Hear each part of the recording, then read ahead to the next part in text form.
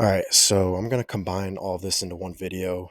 And I'm sure there's gonna be trades after this. I'm just putting all the ones that happen, in this short few days into this one video. And I'll start with this trade first. Um, the Jrue Holiday for Anfernee Simons and 2 second round picks deal. If you're the Celtics, this felt like a move you knew was coming. There were reports out there that Drew and Kristaps were going to be dealt. So kind of had some insight into that. And then there's also reports that Drew's upset about this. And honestly, I get it, but that's just the nature of the NBA, the business. It's a business. If the Blazers decide to keep Drew, I actually think he fits really well with the direction they started going in the second half of last season under Chauncey Billups. They're building a defensive identity.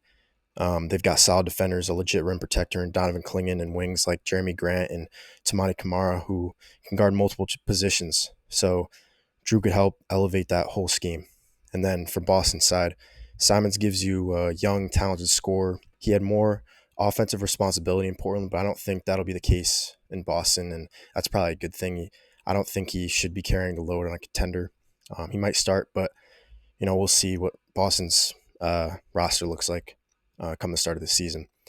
And plus, Boston also picks up 2 seconds, which they can use in a package in a future deal.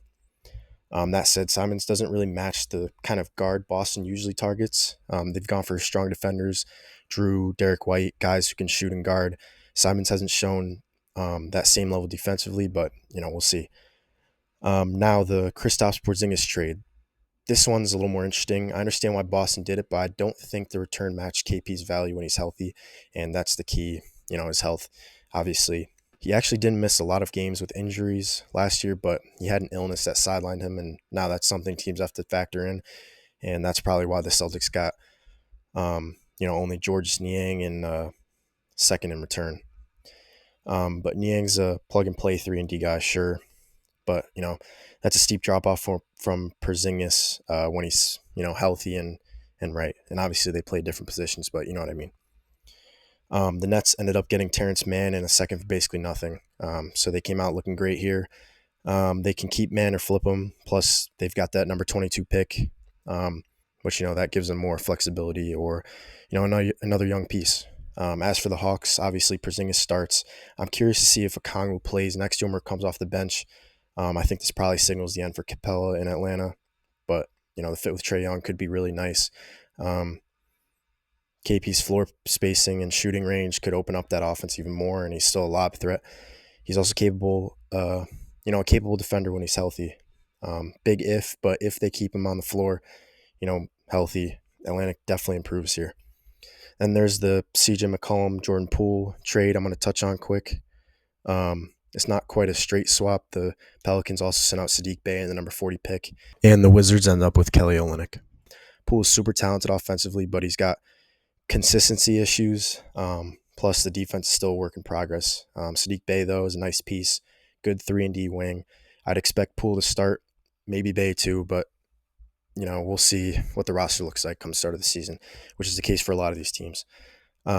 Washington's now has a weird mix. Mark Smart, CJ, McCollum, and Middleton. Not sure if that's the final group or if there's more moves coming. Then finally, the Desmond Bane trade. Orlando gets Bane in exchange for Cole Anthony, KCP, and some draft compensation. I love this for Orlando. Bane is a two-way guy, can score, defend, and fits perfectly next to Franz Wagner and Paulo Banchero. I think this gives the Magic a real upgrade at the 2 spot.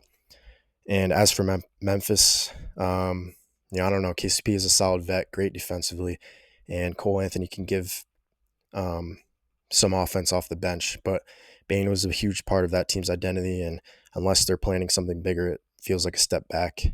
So obviously I think Orlando got better. Maybe not a massive leap, but definitely a meaningful one. And I get why New Orleans made this trade.